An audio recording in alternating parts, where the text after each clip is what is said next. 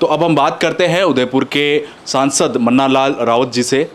Sir, क्या कुछ चल रहा है उदयपुर में इन दिनों? देखिए, गंभीर घटना हुई है और दो छात्र किस तरीके से एक समुदाय विशेष के छात्र ने देवराज नाम के एक छात्र है, हिंदू छात्र है, उसको घायल किया है। विद्यालय के प्रांगण में किया है। अपने आप में गंभीर घटना है। इसको लेकर आगे चिकित्सा प्रशासन, ये सारा शहर की जो बातें अलग हैं, लेकिन महत्वपूर्ण ये लगता है कि विद्यार्थियों के बीच में इस प्रकार का द्वेष, इस प्रकार का विचार जाना, इस प्रकार की घटनाएं होना, ये बहुत चिंतनीय है। सर, उदयपुर में ये इस तरह की दूसरी घटना है। लोगों का आक्रोश है कि देवराज को न्याय मिले, साथ ही कन्हैया लाल जिनकी 2 साल पहले हत्या कर दी गई थी इसी तरह से, उनको भी लोग उनके न्याय की भी बात करें कि अब तक उनके हत्यारों को भी न्याय नहीं मिला है। तो देवराज के ऊपर जिन्होंने हमला किया उनको न्याय कहाँ से, मतलब उसके लिए न्याय के लिए वो बात कर रहे हैं।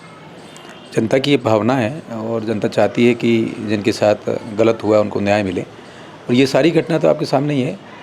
ये बहुत महत्वपूर्ण है कि अपराधियों में डर और आम जन में विश्वास। जब पुलिस इस थीम पर काम करती है तो पुलिसिंग पर तो प्रश्न आते हैं, लेकिन महत्वपूर्ण ये है कि इस पर जिस तत्परता के साथ डॉक्टरों ने काम किया है, ये सराहनीय है। और ब्लड लॉस होने के बाद भी काम किया है। शहर में कानून व्यवस्था बनाने की जिम्मेदारी पुलिस की है, SOP है जिस तरीके से उनको करना है। लेकिन मोटे तौर पर संदेश ये जाना चाहिए कि जिन्होंने गलत किया उनको सज़ा मिले और सख्त सज़ा मिले। इस लाइन पर जो है जब सोचते हैं तो लगता है कि अभी जिस अपराधी ने ऐसा किया कि वो कहाँ रह रहा था, उसके पूरा उसका इकोसिस्टम क्या था। इकोसिस्टम के साथ ही साथ जैसे कोई संदेश, बड़ा संदेश देने के लिए किस तरह का संदेश? संदेश ये कि अपराधियों में पूरे मानस तक ये खबर जाए कि ऐसा करना कितना भयानक हो सकता है, और आगे वो डरें इस बात को लेकर। यहाँ तक कि ये भी होना चाहिए कि यदि कोई अवैध निर्माण है, घर का अवैध निर्माण है, तो बुलडोज़र जैसी कार्रवाई भी होनी चाहिए। इस बात को भी लेकर तैयारी हो, इसके लिए प्रशासन में संकेत दिया है। मुझे लगता है कि ये कार्रवाई सख्त से सख्त कार्रवाई होनी चाहिए।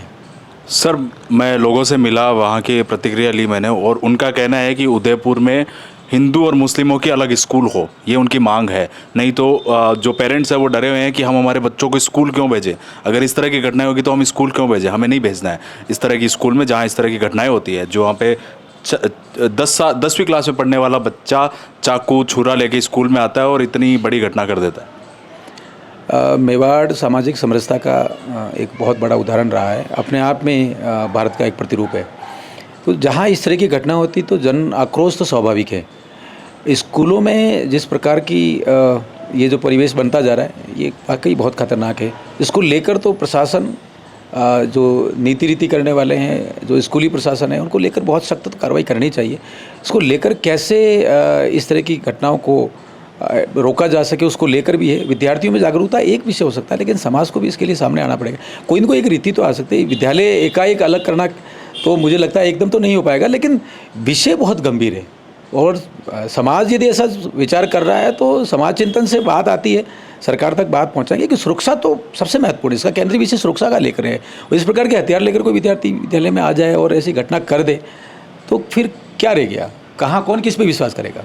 सर, कन्हैया लाल के जो हत्यारे थे वो भी इसी स्कूल से पढ़े हैं, और जो देवराज को जिसने चाकू मारा है वो भी इसी स्कूल से पढ़ रहा है। अब लोगों का मानना है कि वो उनसे प्रभावित होके, उस हत्यारे से प्रभावित होके वो चाकू लाता था, और इस तरह के ये तार जो है जोड़े जा रहे हैं। कुछ दिनों पहले देखा गया था, देवराज की एक फ़ोटो भी वायरल हो रही है, भगवान राम का उन्होंने वेश बना रखा है। तो सर, ये क्या सीधा सीधा हिंदू मुस्लिम एंगल है? देखिए, कट्टरता का जो विषय है ये अपने आप में खतरनाक है। यदि ये ऐसा विषय है तो तह तक जाना चाहिए, और तथ्यों को यदि कहीं जोड़ना है तो जोड़ना चाहिए, और फिर जो न्यायोचित जो प्रक्रिया बनी हुई है उसके तहत बहुत सख्त कार्रवाई होनी चाहिए। ये पूरे समाज में, पूरे क्षेत्र में सब जगह संदेश जाना चाहिए कि अपराधी को बख्शा नहीं जाएगा। अपराधी के विरुद्ध जो भी सख्त से सख्त कार्रवाई वो होनी चाहिए। ये सारी बातें तो आनी चाहिए। इस प्रकार का यदि कोई इकोसिस्टम है तो ये पुलिस की जिम्मेदारी है कि पूरे अपना जो SOP है उसको हर तरीके से परीक्षण करें। न्याय सिस्टम पे बहुत बड़ा सवाल उठाया जा रहा है। अभी पिछला मामला ठंडा हुआ नहीं था कि दूसरा हो गया और उनको न्याय, मतलब कन्हैया लाल को अभी तक न्याय भी नहीं मिला है, उनके जो हत्यारे हैं उनको सज़ा नहीं मिली है, जबकि सबको पता है कौन हत्यारा है, वीडियोज़ प्रूफ सब सामने है। जो चश्मदीदा थे, जो अभी देवराज की जो मासी है, वो उस चीज़ की चश्मदीदा है कि मैंने वो सब देखा है जो कन्हैया लाल के साथ हो, वहीं पर वो मौजूद थे उसी बाज़ार में। तो सर, लोगों का सवाल सीधा सीधा है कि अब देरी किसकी?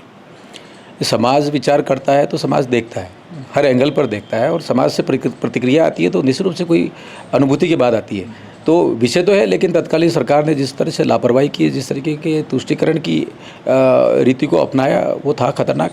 उसकी वजह से अपराधियों में तो डर रहा नहीं, आमजन में डर फैला था। तो उस बात से निकल कर आगे नई सरकार जो बनी बहुत तेज़ी से इस बात को लेकर आगे की है। लेकिन महत्वपूर्ण ये हो जाता है कि जो आईओ है, जिन्होंने जो रिपोर्ट की जांच करता है, उस पर वो कितना होलिस्टिक अप्रोच रखता है, कितनी मेहनत करता है, और पूरे इकोसिस्टम पर वो जा रहा है क्या। यदि कोई एक अपराधी है तो अपराधी को सहयोग करने वाले लोग हैं क्या, तो 120(b) जिसको आईपीसी बोलते हैं, वो उस संदर्भ में कोई बात होती है क्या। तो ये सारी चीज़ों को जोड़ने की तो ज़रूरत है, ताकि अपराधी में डर तो जाए। ये बहुत महत्वपूर्ण है। सर, आप डर की बात कर रहे हैं और उदयपुर के लोग अभी घबराए हुए हैं और उनकी एक ही मांग है, बुलडोज़र कार्रवाई। देखिए, प्रशासन से हम बहुत संपर्क में हैं, चर्चा हुई है। जानकारी के अनुसार जो निर्माण है वो अवैध है, और इस बारे में जो नोटिस की कार्रवाई है वो बहुत एडवांस लेवल पर है। बहुत सख्त कार्रवाई इसमें करने के हम लोगों ने भी राय दी है, और सरकार से भी उनकी इनपुट है। मुझे लगता है कि ये कार्रवाई बहुत जल्दी होगी और बुलडोज़र चलेगा। सर, आखिरी सवाल, इस तरह की जो घटनाएं हो रही है, उन पर पहले से किस तरह की रोक लगा सकते हैं? खास करके उदयपुर में, जहां पर 2 बार इस तरह की घटनाएं हो गई और 2 बार जन सैलाब देखा गया, आक्रोश देखा गया है, और पुलिस प्रशासन और पूरे सिस्टम पर एक सवाल खड़ा किया गया है कि क्या हिंदुओं के लिए ही ये सब कुछ है, हिंदुओं को मारने के लिए ये सब सिस्टम है? देखिए, हम सहज हैं, हम समावेशी विचार रखते हैं, लेकिन अब कालखंड ऐसा है जिसमें सुरक्षा महत्वपूर्ण विषय हो गया। तो हमारी जो सतर्कता है वो बहुत ज़रूरी हो गया, हमारी अपनी सामूहिक ताकत है वो बहुत ज़रूरी हो गई। हम सब मिलकर जिस पर विश्वास करते हैं, जो अच्छा है उसकी परख भी होनी चाहिए। तो इस विचार पर यदि हम सभी एक रहेंगे और तत्काल प्रशासन के साथ तालमेल करते हुए हम सूचनाओं का आदान प्रदान करेंगे, तो मुझे लगता है कि इस तरह की सतर्कता होगी। लेकिन कोई बड़ा निर्णय सरकार के लेवल पर भी, नीतिगत निर्णय, प्रणाली में कोई नया सेटअप लाने का विचार, ये भी बहुत ज़रूरी है। तो सरकार, समाज और जो लोकल एडमिनिस्ट्रेशन है, एजेंसियां हैं, उन सब लोगों को मिलकर यदि काम करेंगे तो एकदम इस तरह की घटना का दोहराव नहीं होगा। सर, स्कूल जो अभी उदयपुर में स्कूल्स है, उनमें क्या तरह के चेंजेस या मैनेजमेंट होना चाहिए? अगर वो छुरा ला रहा है, इस तरह के हथियार ला रहा है, तो क्या स्कूल जिम्मेदार है इसके? देखिए, जिस कैंपस में होता है तो उस कैंपस की तो जिम्मेदारी बनती है, जिस स्थान पर होता है तो उस आसपास के पूरे परिवेश की जिम्मेदारी। तो इसमें नज़र आ रहा है कि कहीं न कहीं सतर्कता की ज़रूरत थी। इस बात को और गंभीरता से लेके और विचार करते हैं, लोगों से चर्चा करते हैं, क्या और बढ़िया हो सकता है, उसके लिए आगे बढ़ेंगे।